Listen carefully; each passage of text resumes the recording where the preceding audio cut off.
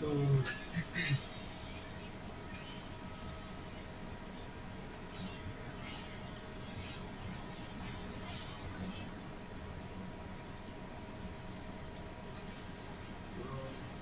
then, we shall start. So, this is Mr.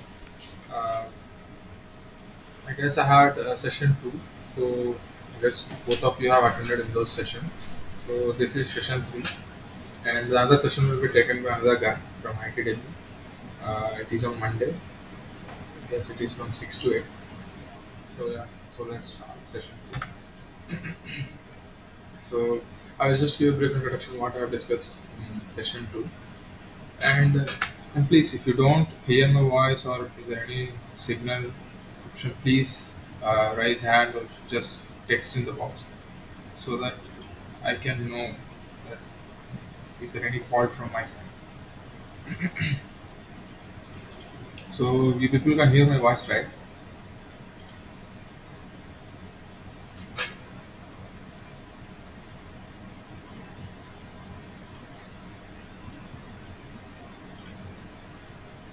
Hello.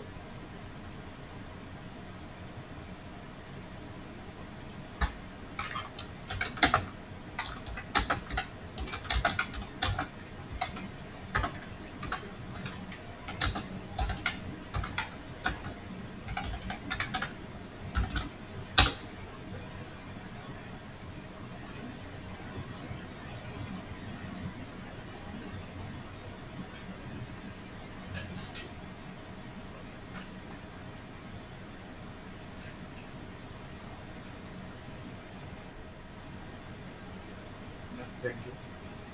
Okay. So last class I have briefly discussed about different classification of nanomaterials depending upon their dimensions like zero dimension, one dimension, two dimension, three dimension. Depending upon what dimension the nanomaterial is not in the nano range. So for zero dimensional materials, we defined like all the three dimensions are in nanoscale. For one dimension, we define only one dimension is not in the nanoscale. And for others, like for two dimension, we define the two dimensions are not in scale. Vice versa for three dimension. The three dimensional nanomaterials uh, are classified such as that it is a bulk material, but one of its constraints have pertaining the nature of in the nano range. For example, we have a grain or we have a thin film, and suppose we have a matrix. We take a matrix, and in that matrix, if we have a grains in the nano dimension, then we describe it as a nanomaterial. So yeah, in three-dimensional nanomaterials, one of the constraint must have in the nano dimension or in the nano dimension. And after that, we describe how the surface area or the surface energy increases with decreasing the size of it. And I'll just again go through it. So here you can see we have a bulk material of 1 centimeter cube, or you can say 2 centimeter or two cross two cross two, or one cross two. So we have 1 centimeter cube. Then what I did is I made a small particles from this. Like I divided the cube of 1 centimeter. For example, I take one dimension like it is of 1 centimeter, and I divided it this dimension into mm. For example, 1 centimeter contains 10 mm, so it has 10 sections, total of 10 sections. So because of 1 centimeter is equal to 10 mm, so we have 10 sections, and along length we have 10 sections, along breadth we have 10 sections, and along thickness we have 10 sections. So it is 10 to the power of cube. So it is 10. So this is what happened. This is what happening. So we have 10 cubes, 10 cube. I mean like 1,000 cubes embedded in it. So what about if I go even below? Like I'm going below 1 nanometer. Then what happens? For example, for 1 meter we have I mean like 10 to the power of minus 9 nanometers. So if you convert that into mm, that will convert it 24 of minus 6. So each section, for example, I have divided into 10 to the power of 6 sections. So finally, what will happen? So each side will have 10 to the power of 6. Then it is for in 3 dimensions. It is multiplied for 3 times. So it will become 10 to the power of 6 whole times 3. And when you finally do your calculation, it will turn into 10 to the power of 18. So this is what happens. So whenever we start to decrease the size of the material, the whatever the surface area that is embedded or hidden inside the material comes out. So for 1 centimeter, for example, if I take 1 centimeter cube, sorry, 1 centimeter cube, then we have 1 centimeter, one into one into one, 1 cube, centimeter cube uh, surface area. What happens if I have 1 mm cube? In 1 mm cube, I have done the 10 sections. So each side will have 10 sections. So in 3 dimension, it will become 10 cube. See, in 3 dimension, it will become 10 cube, and 10 cube into 1, that will become 10,000 centimeter. What happens if I go into nanometers? So whenever you start to reduce the size of the particle, when you compare it to the bulk, see whatever the hidden surface, see this cube, when it was bulk, it can't see the surface. It was not in matter of surface. So every time we go on reducing the size of the particle, the hidden surface or the surface of the particle comes out. So more is the reduction of the size, higher is the surface area that is coming. So when we move from centimeter scale to nanometer scale, what is happening? The more number of surface area is coming. So you can see that it will tend to the power of 18 times. You can go up to that much. So that is what happened in nanomaterials. So why nanomaterials have such a different characteristics when compared to the bulk materials? This is the reason when we go. This is the reason when we go on decreasing the size of the nanomaterial, like from centimeter to nanometer, nanometer to we can stop because for our nanometer regime we have like 100 nanometers, 100 nanometers, like yeah, from 100 nanometers to 100. This is the regime we call those materials as the nanomaterials. So when you move towards the nanomaterials, more surface area comes out. So that's how the more the characteristics that we are talking about. So what is happening? If you reduce the size, more surface area comes out. We get any new properties when compared to the bulk. So let's see what happens. Uh, let's see next level what happens. See, I guess I have discussed before, but I will just go through it again. So what is happening? Let's say, let's just have an empirical formula. So suppose we have an energy of a surface. For example, I have a surface. So for example, I have some spherical particle. For example, for now I'm going to take spherical particle. So what's going to happen? So this is the internal. So this is energy. Sorry, this is the energy. And if we talk about if we talk about the surface energy, so what will come? Uh, we have an area term, and then we have the surface energy. We can for in liquids we normally call it surface tension, but in solids we call it as surface energy. We will come to that how the terms are changing when coming from liquids to solids. So what exactly is happening? So I will come to those things in next slides. So for example, I have a particle, a nanoparticle. For example, it has like dimensions of uh, 10 nanometers. Uh, uh, I would like to apologize for my handwriting because I do not have the notepad. I guess next week I'll get the notepad so that I can write clearly. But please bear with me. I will try to explain as much as possible. Yeah. So we have energy of the surface energy. We are only talking about the surface energy particle. We can even have the bulk energy. For now, we are just letting it apart because we are more into the surface properties and surface atomic surface energy. So I will come to that. Let's just focus on the surface energy. This is the surface energy, or you can call it as an excess energy. So surface energy of this particle is equal to area, or you can write as a proportional. It is proportional to area. So this is the area into the surface energy per unit area of this particle. So let's keep it like that. Then what is surface area? How do you define area? I mean, let's do this. Suppose if I have a particle which contains n atoms, then what is its molecular weight? I will represent this is equal to its molecular weight. So what happens?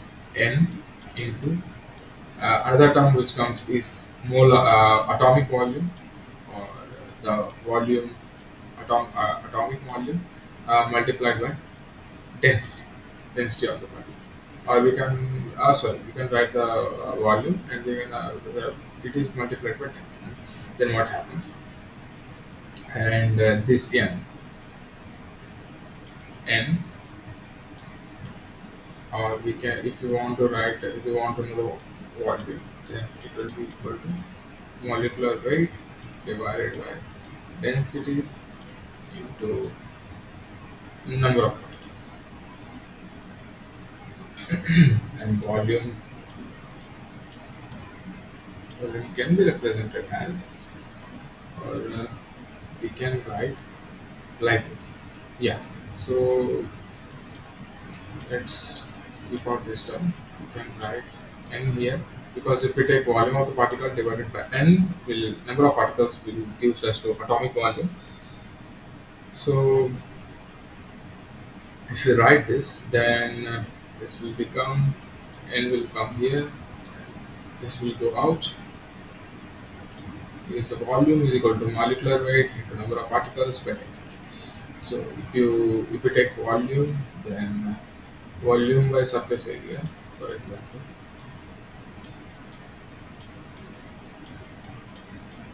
So for example, if you take is just a perfect spherical particle, then what is the volume? Volume is equal to 4 by 3 is by r cube divided by 4 by r square. So volume divided by area is equal to, you get 4 cancel, then it will become r, yeah, it should be r by 3. So if I divide it by area, here area, then it will become r by 3. So if I write it like this, then this r by 3 equals to m n by density into A. And if you sorry, and if you take the area here, area out, and put this r by 3 here, then it will become 3 by r. So finally, this relation will be turned into surface energy per unit area into molecular weight into n into 3 divided by rho into r. So this is how it is. So you can derive for other. So you can even take for here I took a simple example for surface particle. You can even take for a cylinder, or you can even take a rod or a wire or any nanomaterial, or even take a thin layer. You can take for any material, and you can the thin slab or thin sheet. You can do it for those material. You can do the calculation. Just simple. All you have to find is what is the volume by area. Once you know the volume and once you know the area, this problem is easy. So see, now the energy, the surface energy, is inversely proportional to R. So what does it mean? So if you decrease R, I mean the interface energy or the surface energy increases. So that is what it wants to do. So less is the density, higher is the surface energy, because less density has a loose atoms, more atoms will come out. So you have higher surface energy. Same goes for the size of the particle. See, here you can see in the next graph, this graph, the second graph, what is happening. So if I decrease the particle diameter, what is happening? The fraction of atoms in the bulk, the fraction of atoms in the bulk started to decrease, because see, if this is a bigger particle, and if I made two small particles, or if I disintegrate these particles into smaller particles, so what is happening? So the inside atoms in bulk started to come out or started to decrease, because these atoms will come onto the surface. So that is what happened. So if you decrease the particle diameter, the fraction of atoms on the surface starts to increase. So these are the trends that these things show. So we can even calculate the fraction of surface atoms like in first graph. For example, if we take a cube, for example, take a perfect cube, and you start deriving and you start doing what exactly is happening if we decrease the size of the particle. What is the fraction of atoms? You can even designate the volume of the atoms, and then you do your calculation. You can find this. Okay, or you can find the this slope when you start to decrease the dimension of a nanomaterial. And you can see even what happens if we once we started to decrease, once we start moving away from 1 nanometer or moving close to angstrom, then what happens? Fraction of atoms becomes 100%. Why? Because, for example, if we take bond length of, for example, I don't know copper or silver, or it's like 4 angstroms, I guess. I'm not sure. So see, once you decrease, go away from 1 nanometer or move towards the angstroms, there are just atoms, like single or a single or two, three, few atoms. So that's why all the atoms on surface. There is nothing like bulking. So that's what these two graph trends shows. The first one shows what is the fraction of atoms that are coming out of surface when it's not decreasing the dimension of nanomaterial. And in the second graph, what happens? What is the fraction of atoms in the bulk, the surface, that happens when you decrease the particle diameter? And now, as I have said before here, so I have only mentioned, see, I have only mentioned the surface energy. I didn't mention about the bulk energy. See. For more clear explanation, if I try to draw, suppose if I have a cube, let's say,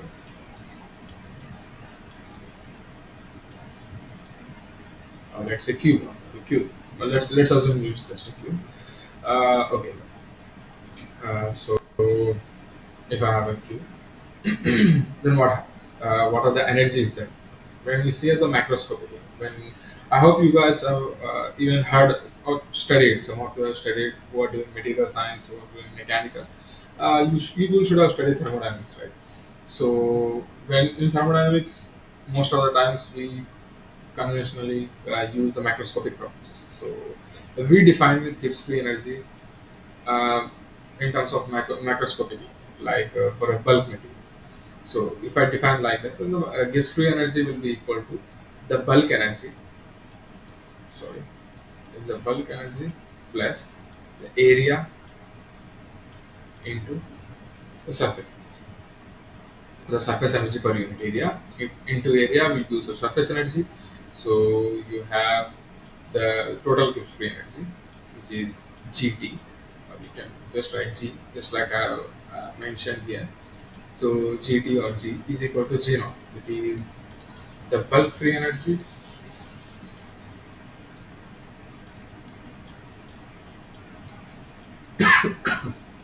sorry, is the bulk free energy, and this is surface energy. Surface energy.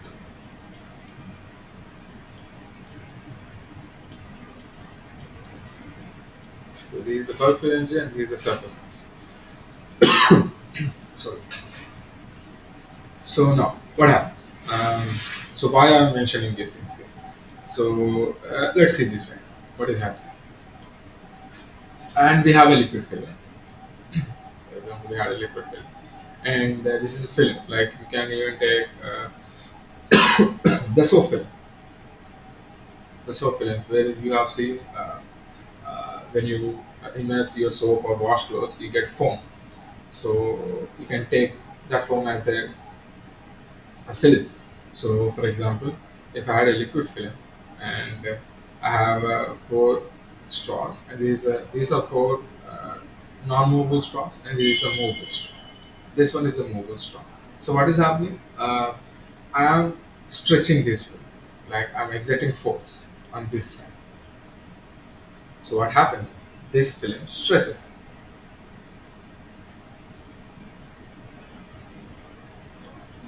This film stretches. So, what is happening? The area. Here we have area A1. Here we have area A2. So what is happening here? From A1, the surface area increases to A2. So there is a change in it. So what happens to free energy? Then we shall write the change in free energy. I will write here. The change in free energy is equal to the bulk or the bulk free energy. The bulk free energy remains constant. The bulk free energy only talks about the atoms inside the material. So let's say it is almost constant. Let's say it's a constant. Then it's a constant because it's only related to the atoms inside the film, not on the surface of it. So when we differentiate, it will become zero. It will, G naught will become zero. So we have dg naught plus. And I guess everyone knows how to do the differentiation if we have two variables like uv. What we do? If we have uv, first we will do u dash v plus v dash. So the same thing I'm going to do here. So again, I'm explaining it again. So we have free energy GT, or the total free energy of this system, and before it has an area A1 and applied force. It has the area has increased to A2. So there is a change in free energy, and that free change in free energy I'm representing as a dg. And once I differentiate, we have a dg naught. And because we have a two variables, so if we differentiate first variable, then that will be dA times surface free energy plus surface free energy, or surface energy per unit area times differentiation of surface energy, change in surface energy into area. Okay, so far so good. So what happens? So once we change the dimensions of the system, or we change the system from one state to another state, there is a change in free energy. And if we think that is a, if we consider it as it is a somewhat thick film, then what happens? We have a sorry, yeah, this dg terms turns to be zero. Why? Because it considers only about the bulk atoms, and we are concentrating more on the surface atoms. So what? So we have a dA gamma plus d gamma, or change in gamma into A. So then dg. Now what I'm going to do is I'm going to divide this dg by dA, because what is happening here? The area is changing. So how? So we want to have relation how the free energy changes with area. So if we define dg by dA, or if we just divide dg by dA, then what happens? It will become like, yeah, it will become surface energy term plus d gamma divided by dA.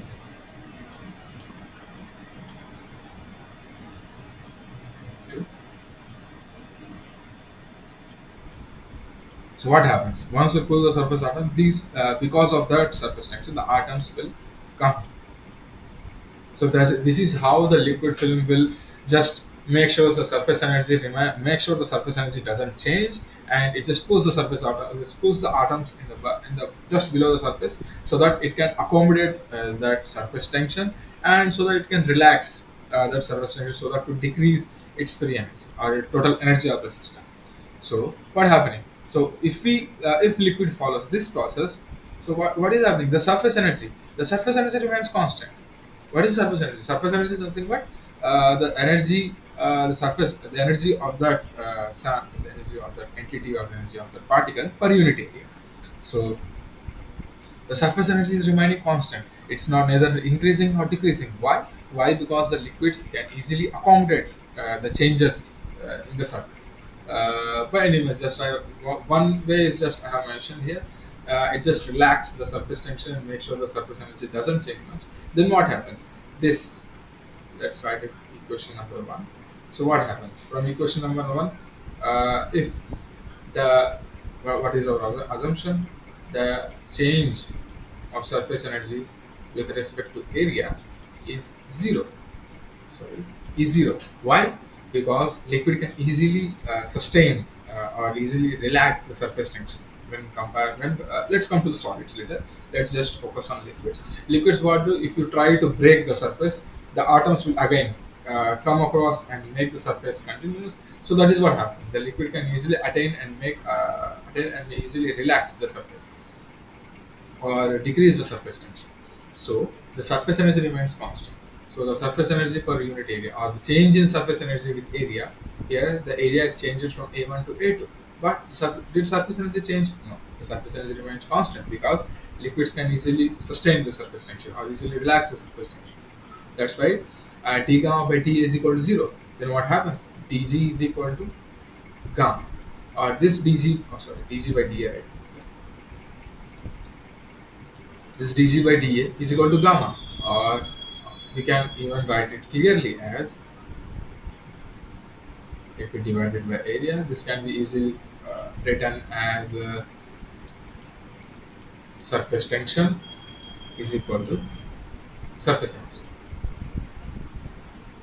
So just like I mentioned before, when I'm talking about liquids, I said surface tension, but when it comes to solids, it becomes surface energy. So so why we are changing the terms? See here that makes the difference.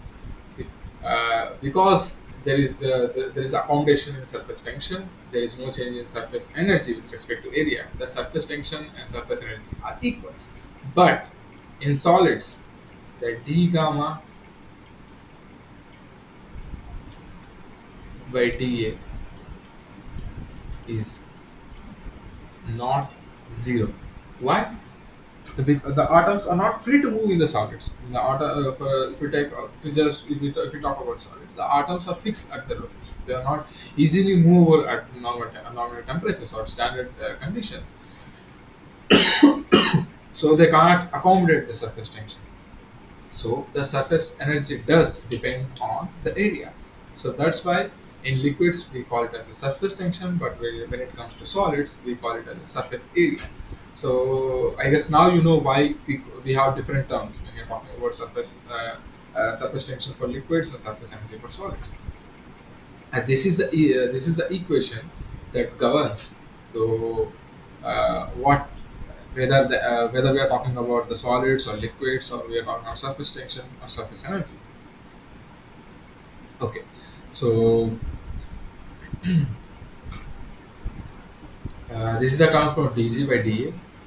Then let's move on. Then let's move on to the next topic or the next slide. So now you know the difference between surface tension and surface energy. And there's a surface tension, or we can even describe the definition. We have definitions like we will talk about surface tension. The surface tension is nothing but the force that is. If you draw an imaginary line on a liquid surface, the force per unit length, we define it as a surface tension. And surface energy is nothing but the energy of the surface per unit area. Now, so let's talk about solids. So, what happens in solids? So let's say, uh, uh, just a second. Keep it. Yeah.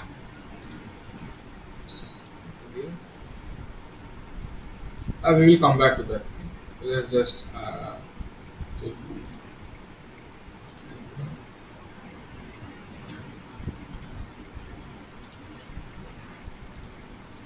Okay. So far we have discussed about like what is surface tension, how to differentiate, why in liquids we talk about surface tension, but in solids we come to the surface energy, and even we have derived that free energy, how the free energy changes with area for a system. Now, uh, for the for your for your problems or for your problems or assignments, there is a term like the excess pressure. Yeah, like if you have watched, I guess you people have watched. There is this equation like the excess pressure equals to 2 gamma by r. For example, if I have, for example, if I take a spherical particle and it is inside some medium, this is another medium. This is medium one. And this is medium two. So what is happening? There is an excess pressure.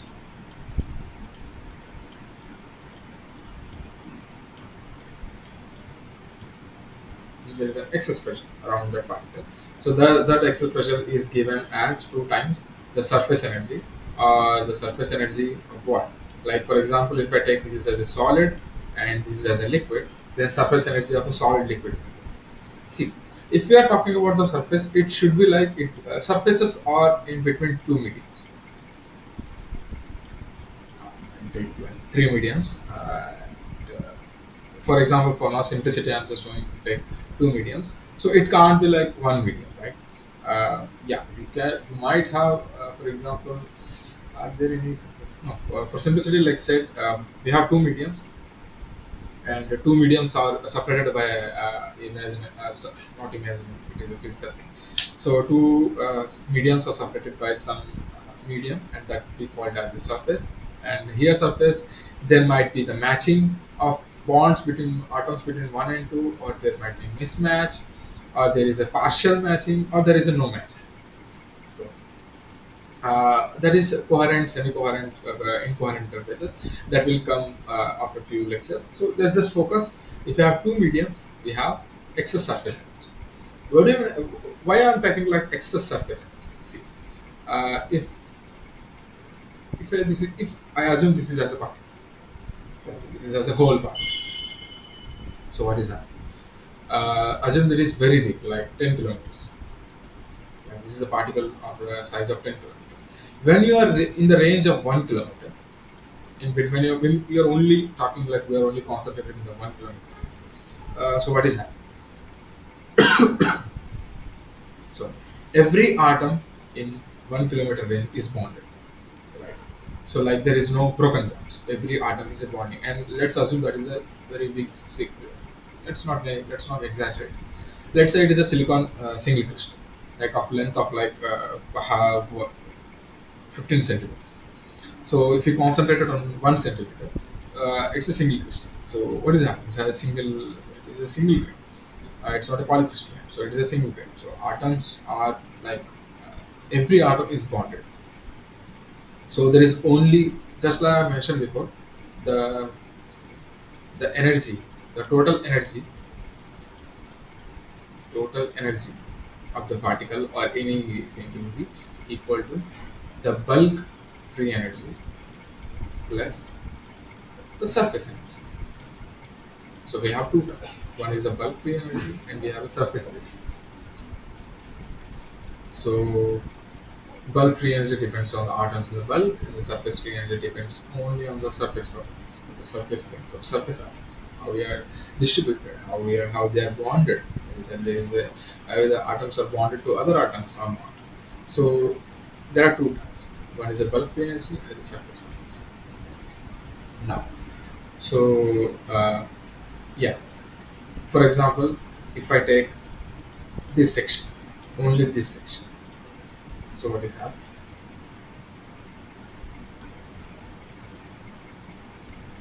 So not in this diagram. Let's say I just take this section in one and two medium. This is medium one. This is medium two. Now there are a lot of atoms. See, atoms are sitting here,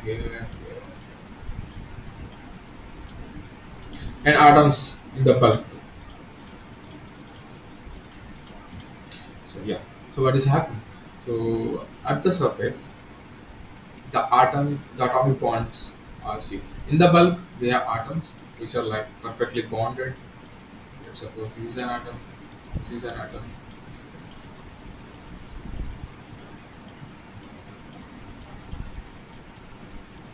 See, they are perfectly bonded. There is no broken bonds. But what about the surface?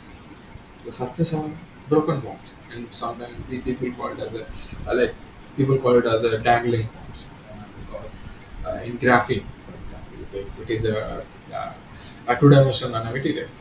Uh, it has a thickness in nanorigid, so uh, it has like broken bonds above and below the surface. So same thing is happening.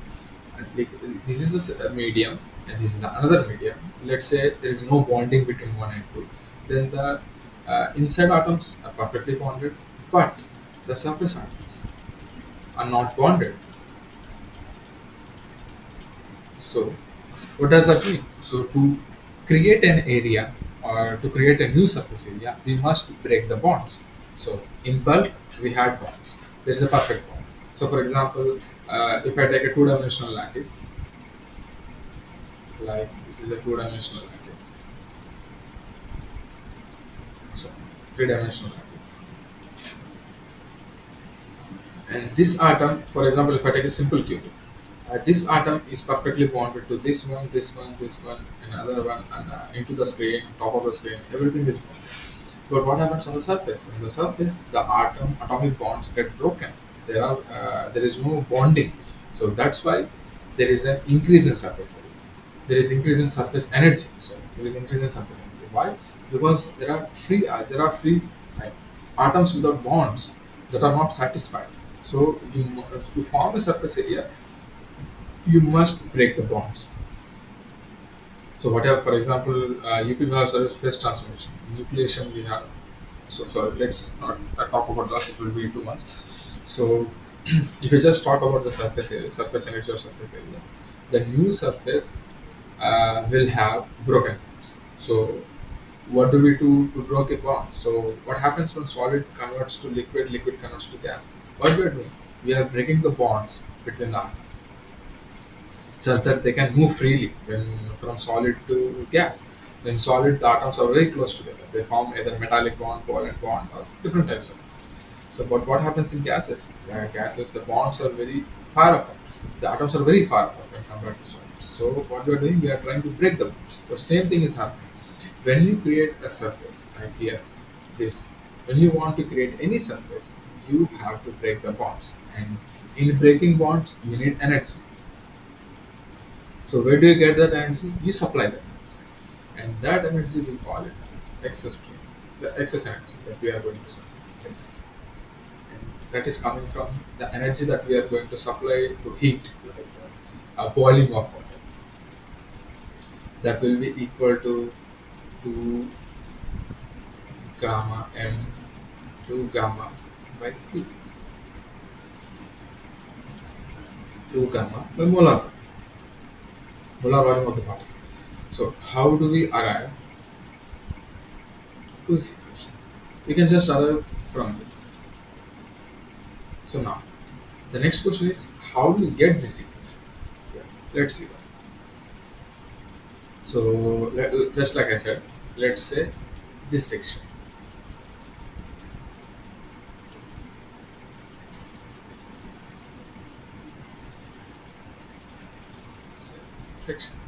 now, and because the atoms at the surface have unsatisfied bonds, and because the atoms in the bulk will try to pull the atoms on the surface. So because of the pulling, the surface stretches, and because of that, we have the surface like this, and we have surface tension here, we have surface tension here. So what happens? So if you do the maths,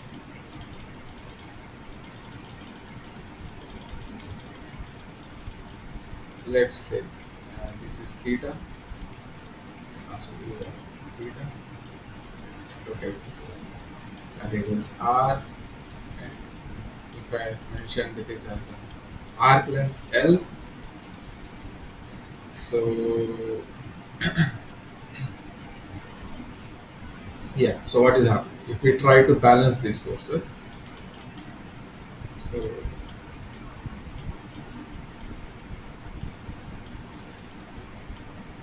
so we take this as a theta, then it will become T sin theta.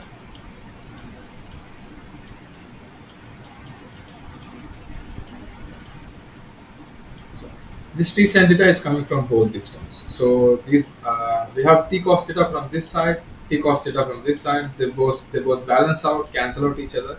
But the excess thing that is remaining, that is T sin theta. So from this term, from this side and this side, it will add up and it will become 2 sin theta.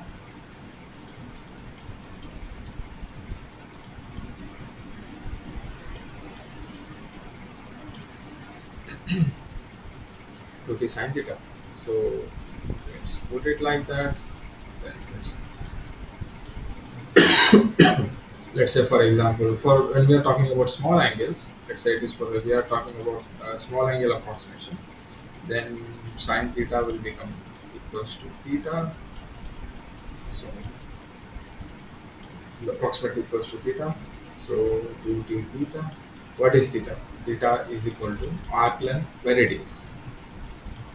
Simple geometry. So theta is equal to arc length L,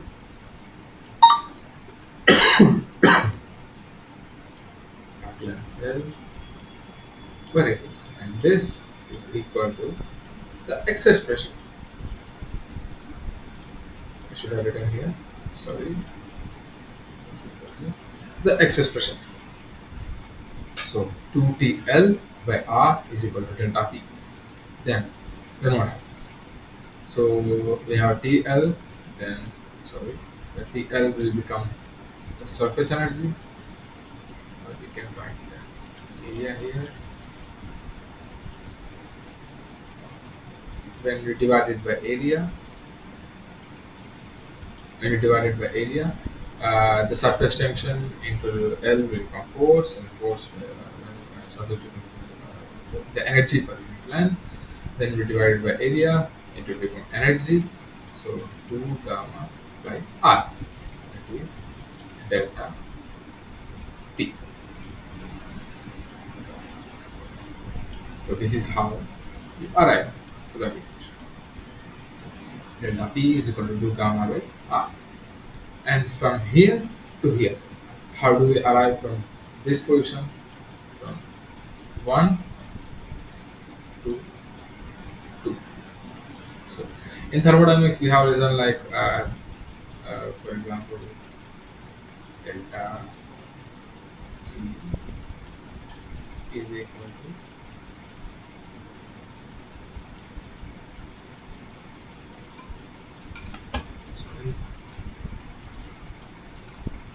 PdV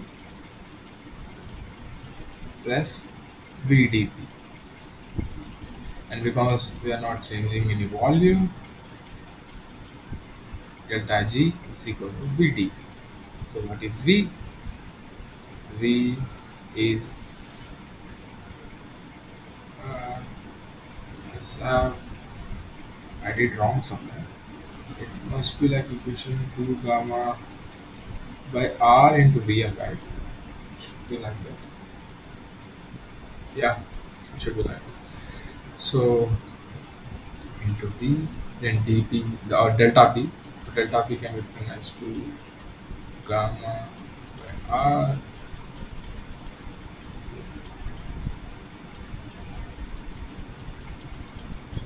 This is how you arrive to that equation. So it's a simple calculation. One is from delta P is 2 gamma. So 2 gamma SL by R is from the surface tension surface energy balance, and the delta G is from the like first law of thermodynamics. Uh, comes from the first law of thermodynamics. So delta G is equal to PdV plus VdP, and delta G is equal to gamma R by. So yeah, so that is how we need. So that is how the change in free energy when we form a particle from a bulk. For example, if I have a big particle and if I make a small amount of that particle, I mean, if I just disintegrate the particle and form a new particle with the surface area of this much, then I have to give this excess energy or this energy to break those bonds, to break those bonds on the surface and make sure the particle comes out. So I guess everyone is okay with this derivation. Uh, let's move on to, now we talked about how the delta G changes, or how much of energy we need to suffer to create a new surface area. So, uh, just a second. He just went outside in SPS. Have you got all the images? Yes, sir. TM. Yeah, he got images. Sir. So work on it, huh?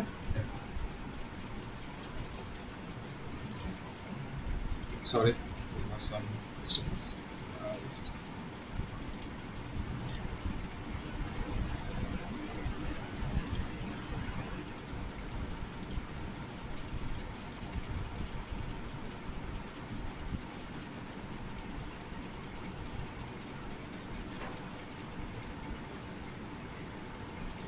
Yeah.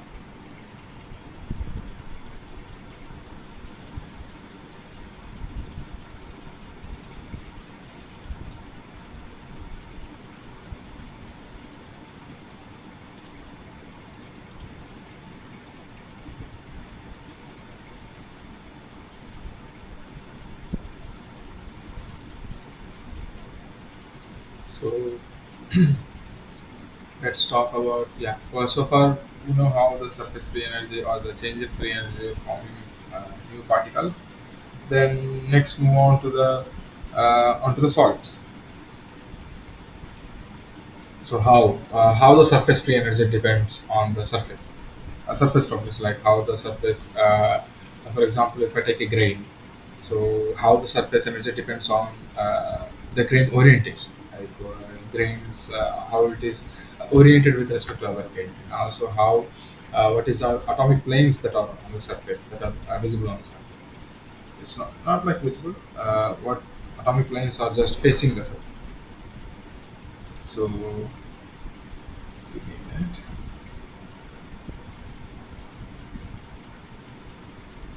Do that.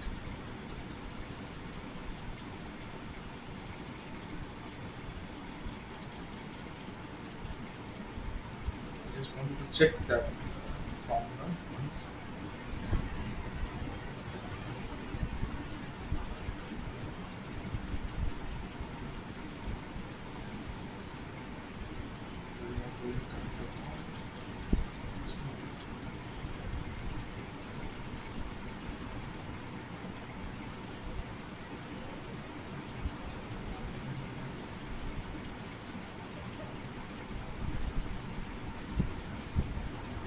Yeah,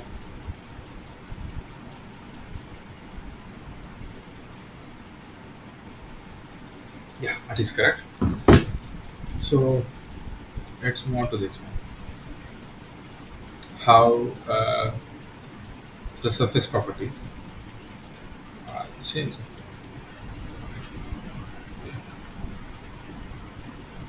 So just like I said, the surface energy, the surface energy. Yeah. So how the surface energy changes, or how the surface energy depends on the surface. So if I take for example, let's take a slide. Just a minute.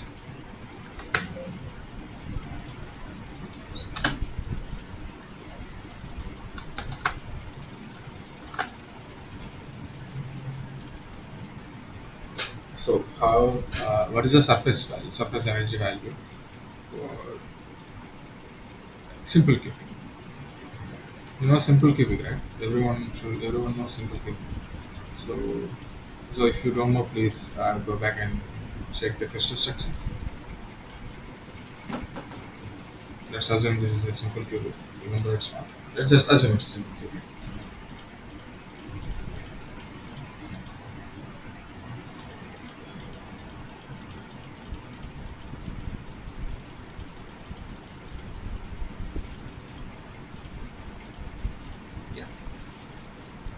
So we have atoms at corners,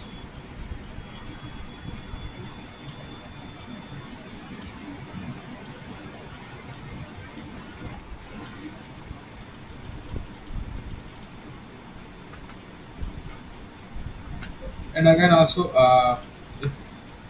if people have any doubts, uh, please uh, please make sure to raise hand or just tell me if you have any doubts.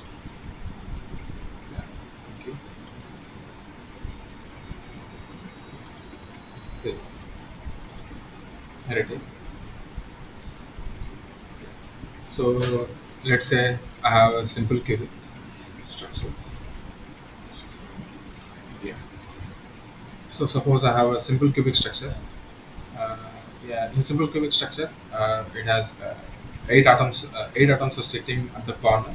So we have effective number of atoms is equal to one. And how we calculate the surface energy. For example, I cut, like if I take this as an x-axis, sorry, this is an x-axis, y-axis, and this as a z-axis. So, for example, in planar indices in plane notation, we describe if we take x-axis as 1, 0, 0, and z as 0, 0, 1, and y as 1, 0, 1, 0. If I take it like this.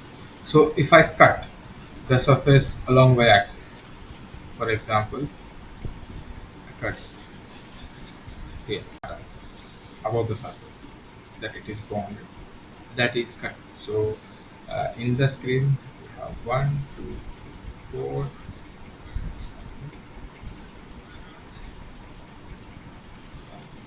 1, this is 2, this is 3, this is 4, 5, and 6.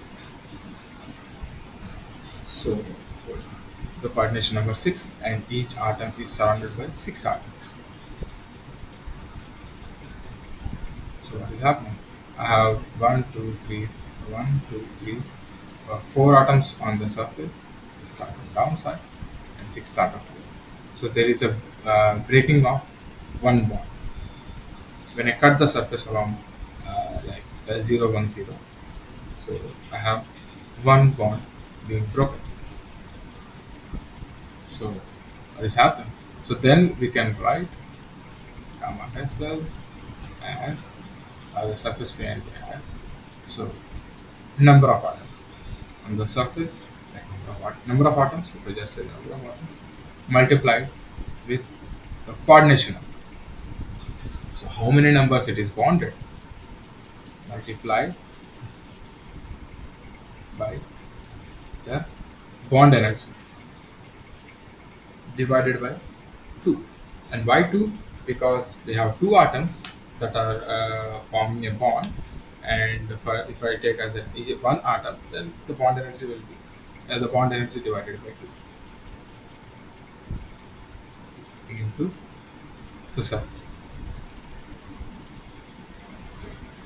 This is the surface energy of the surface when you cut any type, like if I cut in 0, 1, 0 direction, if I cut in 1, 0, 0 direction, if I cut in 0, 0, 1 direction, all you have to do is find the coordination number and find the number of atoms that are broken, and multiply it by the bond energy divided by 2 will give you the surface energy, or the energy that is required to break the surface. Okay, that is one example. Now let's go to what happens in FCC. FCC.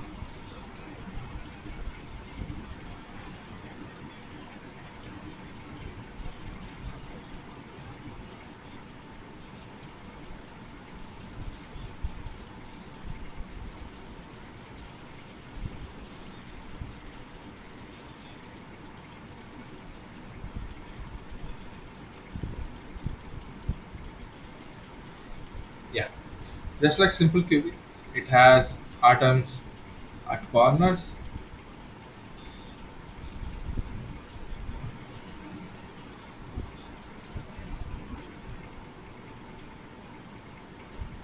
and with corners there are atoms on surface, each surface.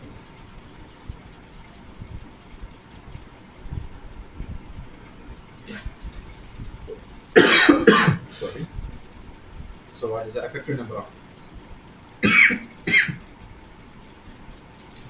So each atom is shared by 8 unit cells.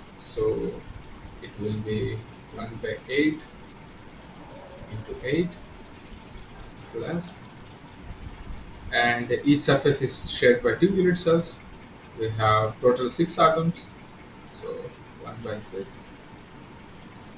Sorry, 1 by 2. 1 by 2 because each atom is shared by 2 unit cells into 6. So 8, 8 cancels out. 2 times 3, this will become 4. So there are effective number of atoms are 4. Now let's come to the coordination number. So what is the coordination number in FCC? See, uh, to know the coordination number, the simple way to understand is how the atomic layers are stacked in FCC. So if uh, if you have remembered the crystal structure, the FCC formation is like ABC ABC. So if you have one layer of atoms, one layer of atoms, and another layer of atoms will sit on tetrahedral voids, and another layer sits on other on those. So we have ABC ABC type. So this will have, like, for example, this is one, this is two, four, one, two, three, four, five, six. Sorry, my drawing is not perfect. Please bear with me. So this is, for example, if I take a P layer, so each atom is surrounded by 6 atoms. And what about the above and below layer? In above layer, it is surrounded by 3 atoms because it is sitting on the tetrahedral void position, and same goes for down. So we have down we have 3 atoms like this.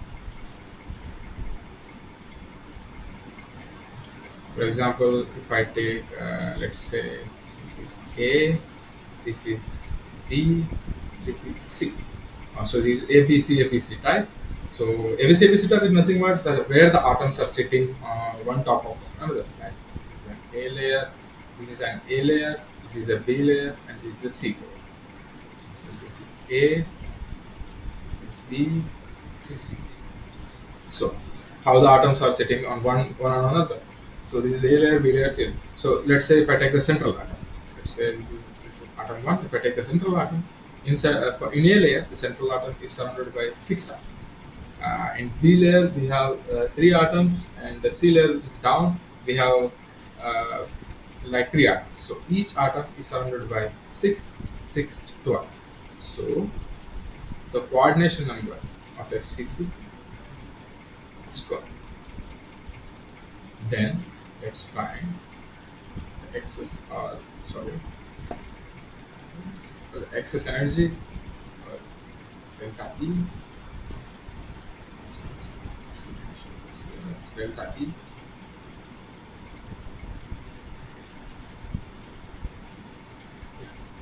So in delta E we have, like, yeah. So number of atoms. For example, yeah. Now it's time to cut which surface we want to see. So for example, if I cut the surface 111, it means if I draw a cube again, if I draw 111 surface.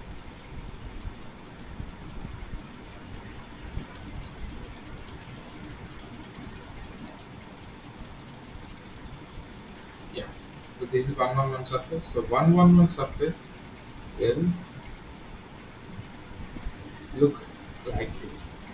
This plane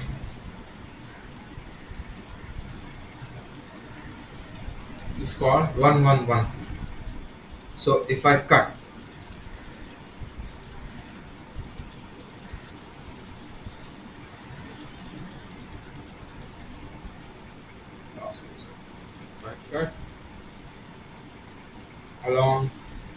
this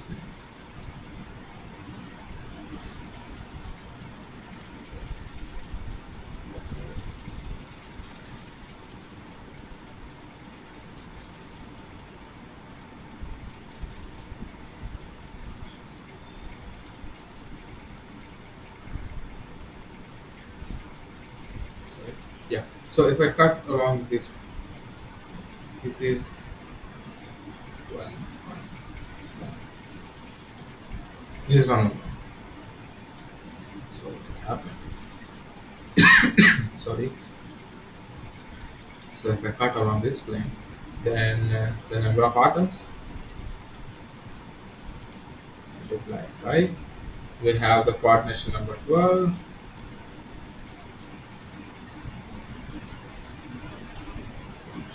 So yeah, the coordination number 12, and so number of bonds are broken. So uh, number of bonds are broken. For example, so just as I said before, let's take this layer as an A layer.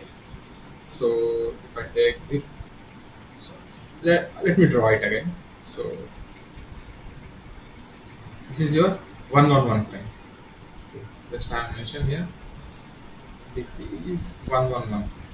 So 111 plane will have atoms here, and because in 111 plane the atoms touch,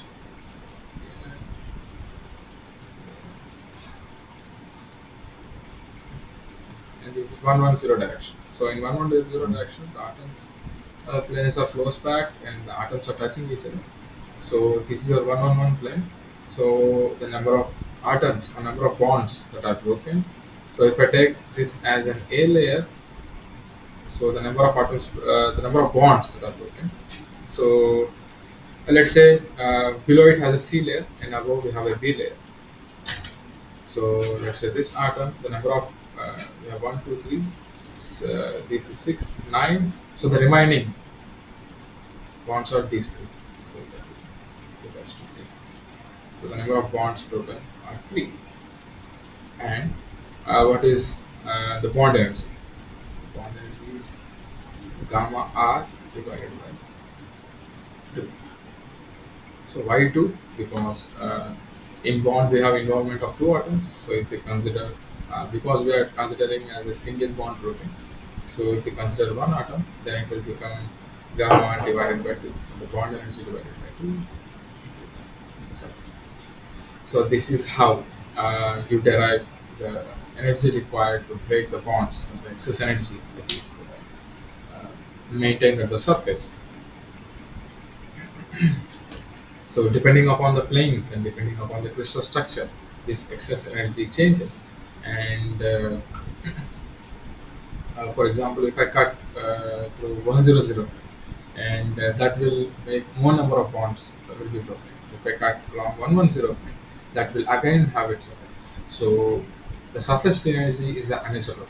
It depends on the orientation of it, and also the how the bonds, sorry, how the atoms are bonded together, what is the coordination of this, and how the surface is being cut along which crystallographic directions. So yeah, now let's move on to this slide. Now, so far we have discussed what happens if we perfectly cut the surface along certain crystallographic direction. In simple cubic, I have mentioned what happens if I perfectly cut along 100 direction. And in FCC, I have mentioned what happens if we cut along perfectly along 1 triple 1, sorry, 111 plane. So what happens if the crystallographic plane is oriented? For example, just like I said, yeah, just like I've said before, if you see this diagram, let's talk about simple qubit so that you can understand. So if I cut along 001 direction, so how many atoms are lost? How many bonds are lost? One bond is lost because uh, one bond is lost on each atom on the surface. If you're talking about a simple qubit, if it is perfectly flat, now what happens if this 100 direction? I'm just taking as a 1 0 this direction as a 1 0 0 direction. So what happens if this 1 0 direction is tilted to a certain degree? This is a 1 0 0 direction, and your plane. This is 1 0 0 plane.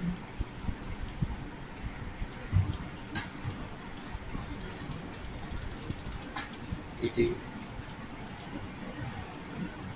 oriented to a certain degree.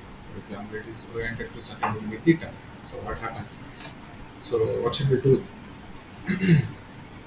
Okay, let's see.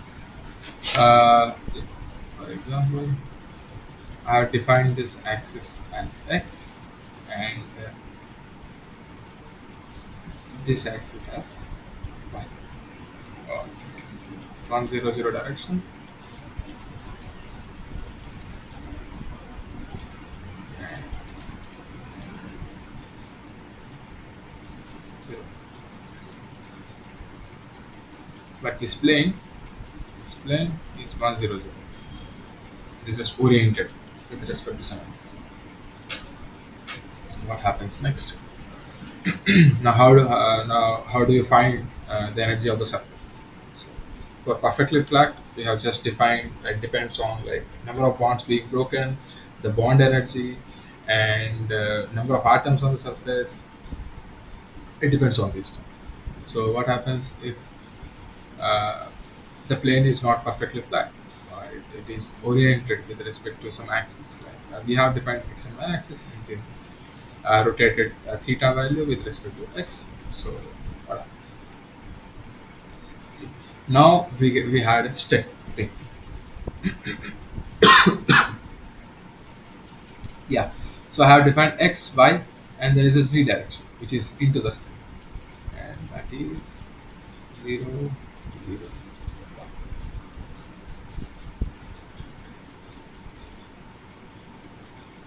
That is 0, 0, 0, 0, 1 axis. So if we have once we have a inclination, we'll distinguish them into steps. So this is x. So this one is x. So sorry, this one is y, and this one is x. Now, if you want to derive any empirical formula, it will be better to take like unit lengths. If you take unit lengths, that will remove unnecessary dimension, length dimension, and we have one less unknown value, so that we can more concentrate it on important values. So the same thing I'm going to do here. So I'm going to diminish the length dimension, and I'm going to take it as a unit length. So this is my unit length. Yeah. So number of bonds that are broken. If I take this as a lattice parameter, what is lattice parameter or the bond length? Like this, it is a bond length. So number of bonds being broken in one unit length along y-axis, that will result in number of bonds that will be broken along y-axis, that will result in cos theta, because that one unit length is oriented with respect to y-axis. So we just take projection of that one unit length on y-axis, then that will be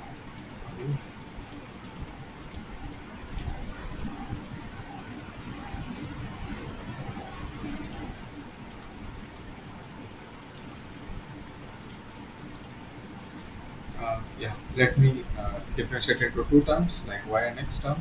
We have unit length 1, which is multiplied with cos theta, which will resolve in x and y axis, divided by a. Now by a, because it bond length, the bond lattice parameter a, or bond length we can call it as a. And if we take unit length, then if we want to find number of bonds, we just need to divide it by a. It's just a simple basic math problem. Like one apple is cost 5 rupees and one time is to 10 apples. It's 10 into 5, 15. So the same thing is happening. If we have one bond length is A, and if we have 1 centimeter, how many bond lengths are? Same thing, 1 by A into cos theta into another term 1 by a. Now, why this another term 1 by a is coming? Because there is another axis. The surface area has two dimensions. One is your two dimensions. One is your x, and the other is your y. So here we are considering x and z axis. So we have differentiated on y axis. And what is another axis? The other axis is z axis. So it is again the unit length. In unit length we have again 1 by a bonds. So the number of bonds will become cos theta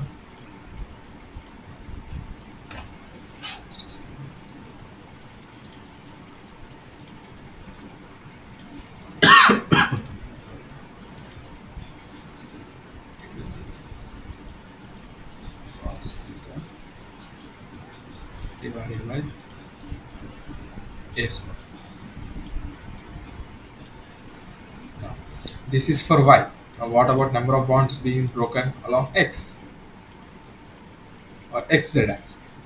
That will be now. If I resolve along x, it will be sine theta, and same process will be followed, like 1 by a into sine theta and 1 by a into z axis. That will result in sine theta divided by a square. Now, again, what is the coordination? Now, what is the number of bond? What is the coordination of atoms? The number of bonds, sorry, the number of bonds being broken. Sorry, number of bonds being broken into what is the bond energy? Each atom. So the bond energy is R divided by 2 because the two atoms are participating in bond. Okay, so we are considering one atom at a time. So it is bond energy divided by 2. Yeah. So this equation will turn into cos theta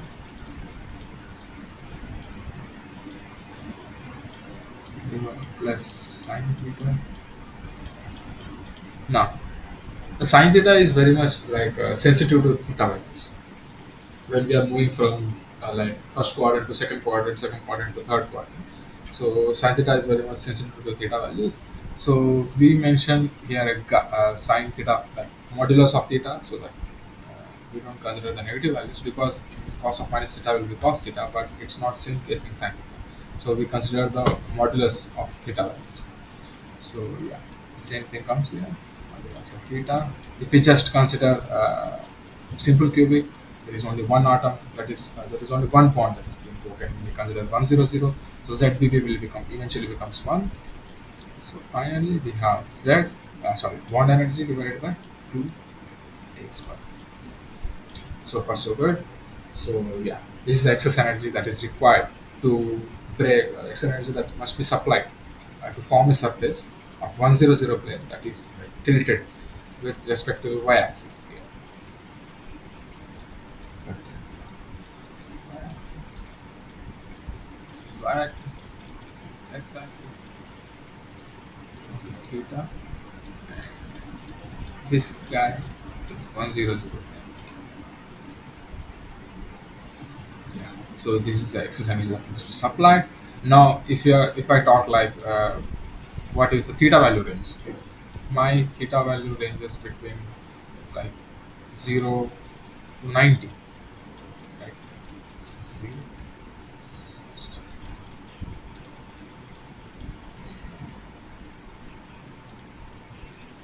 it will be like 0 to theta. Yeah. If I take values between 0 to 90, then what happens? Sine theta will be so like yeah, this will become positive. And if I take from 90 to 180, then what happens? Then theta will become negative. Sin theta will become negative, right? So sin theta will become negative. So we have cos theta minus sin theta. If I take 0 to 90, it will be positive. So cos theta is sin theta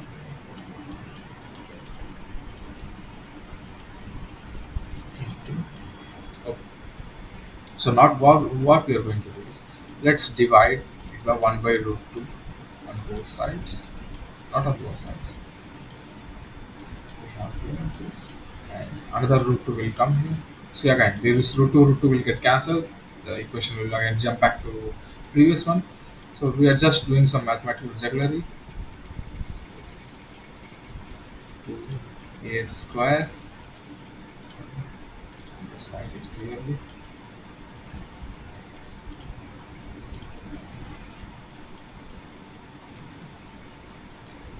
Square.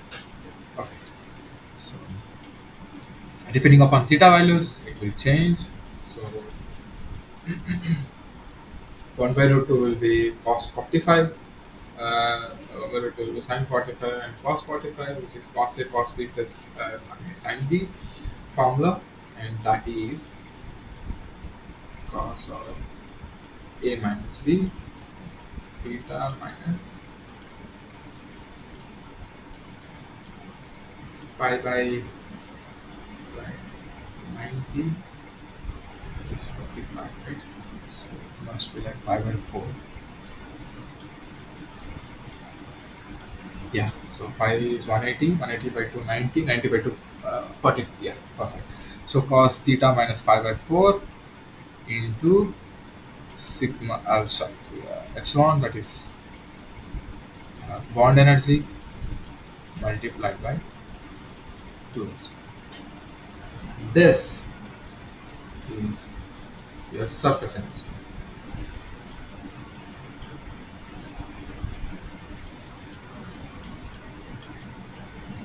So this is your surface energy. And what is happening when you represent this in polar coordinates like r and theta, not conventional x and xyz axis. If you represent in spherical coordinates like r, theta, phi, if you just forget about phi, the third dimension in polar coordinate, and if you only focus on r and theta, so what happens?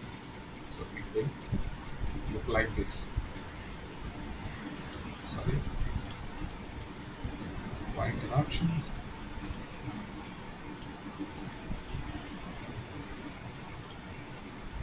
Will look like this. So what does it mean? So this is the relation that gives how the surface energy is changing with respect to theta, the angle with respect to which the grain is being oriented with respect to some axis, how the planes, the different planes, if you want to rotate and see which plane satisfies, which planes has a low surface energy when compared to other planes, we can get from here. So, if I start, for example, if I change the theta angle, we have a 100 plane, the same example I have given here. So, if you consider 100 plane, and if I start to change the theta, so what happens? This will have a minimum value at this location. And it's again same. If I try to move from 90 to 180, it will become like this. And from 180 to 270, it will become like this. And from 270 to 360, it will become like this. So we have like crust and trough. So wherever we have a lowest value, like this one, this guy, this guy, these four positions are the lowest surface energy positions. So the equilibrium shape of the particle should be a square. This is the Wolf theorem. So this is how the Wolf theorem states. So how the surface energy will changes with the orientation of that plane with respect to the axis. Sorry. Yeah. So how this is how we arrive to the Wolf theorem. So, how the surface energy changes with respect to the theta of a plane. So, for example, if we take 111, 111 plane again will have a different energy and theta correlation, and again we will have if we do the polar coordinates, if we represent in polar coordinates transformation, we will again have a crust and troughs, and that again defines the equilibrium shape of the equilibrium shape of the particle. So when we reduce the size of the particles, so many of the planes will come out, many of the surface atoms will come out, which are hidden in the volume, will come out, and more surface area will be visible. So that is how a solidified particle or solid particle will accommodate itself to have a minimum surface energy. So the simple example we took was 100 plane. So if we have a correlation between surface energy and the theta value, and if we draw on the polar coordinates and we find which are the minimum surface energy values, see, this is how the theta is changing. This is the theta value, and this is the r value. And what is r? R is our gamma or the surface energy y, and cos theta is our theta or the orientation. So this is how it is. So if you increase the value of, if you change the value of theta, the surface energy will changes its value from high to minimum, and wherever the surface energy becomes minimum, and that surface, that orientation of plane with respect to the axis is more suitable, and that's how the surface particle will take its phases or one of its phase in different phases. So yeah, let's move on to the final. Let's move on to the final one. The-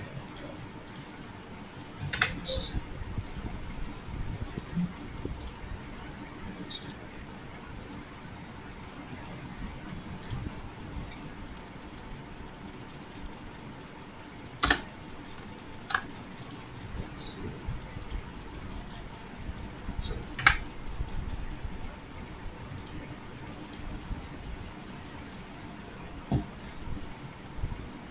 so I guess I have discussed all of this, and the only thing that remained was the, I guess, the,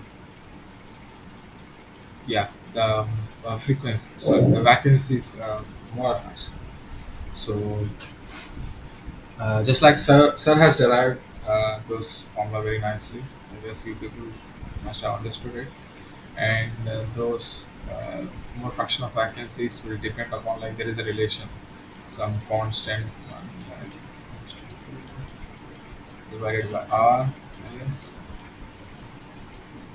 there is a relation like this. So it depends on curvature. Right? So let me explain. Like Sir have mentioned, curvature. Any curve will be represented by k is equal to 1 by r. For example, this, assume if you want to look at this point of curvature, and you can draw an arc which will have a radius r. So we defined, like, for convex we have positive curvature, and for concave we have negative curvature. Now, how do you know that it is a positive curvature, and convex has a positive curvature and concave has a negative curvature? So, to know that, we just had to brush up the basics. It was naturally derived from Taylor expansion. So, I guess everyone who is studying engineering or even science people have done the mass course. So, in Taylor expansion, if we find the second double derivative term and we equate to the first, then this double derivative term will be simply be equal to root square y by 2x square. For example, if I take a function of y and x, so this double derivative will be equal to c. For example, if I take a curve, if I only concentrate on this section, let's say this has point 1, this has point 2, this as point 3.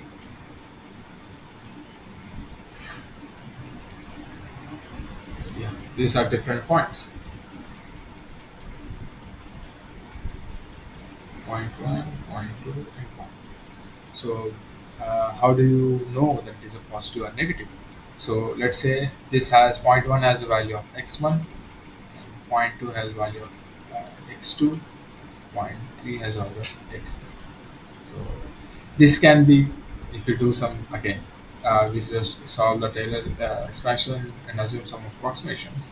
This curvature will result into x3 minus x1 plus x2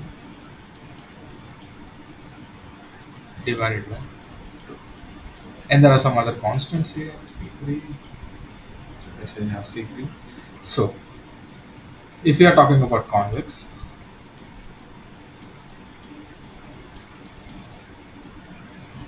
and this is concave,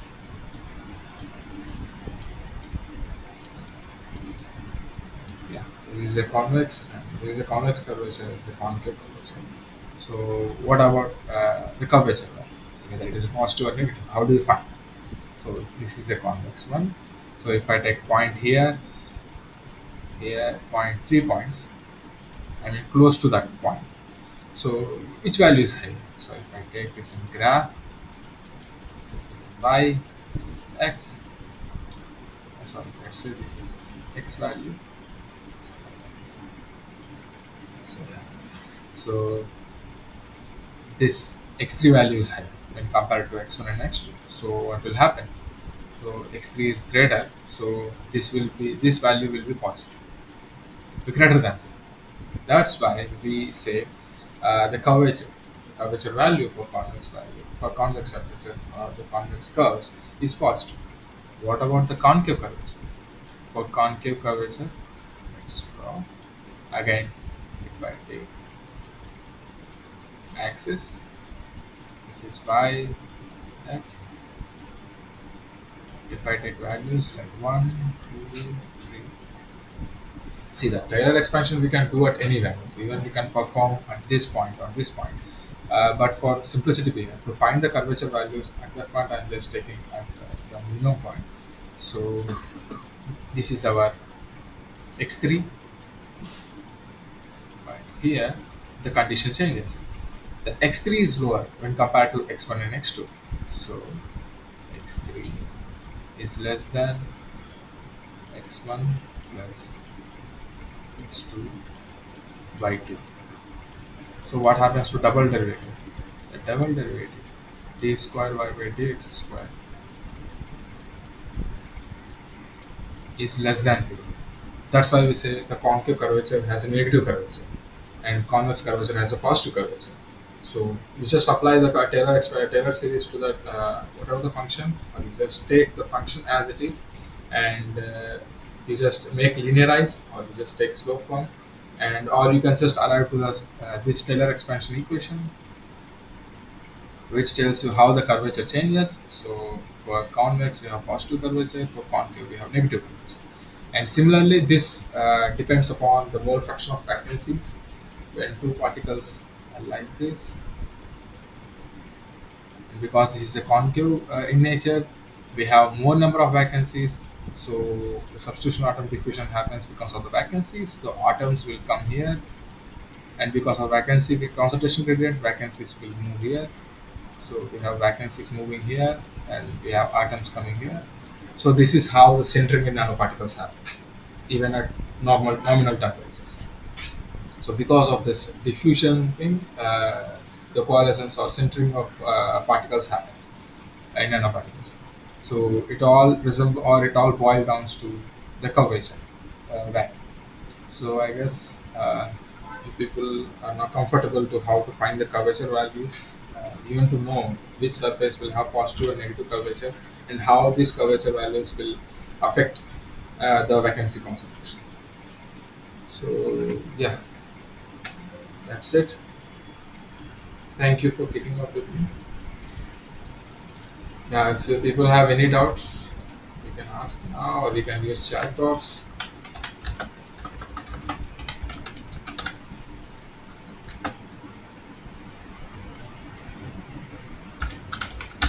Please let me know.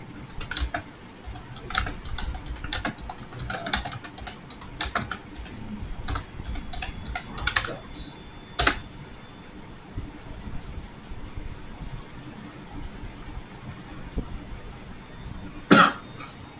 So,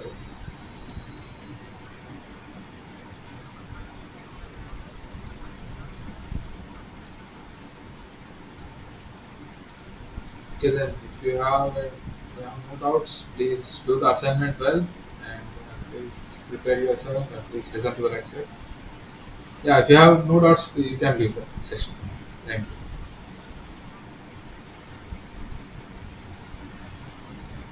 If you have doubts, please stay.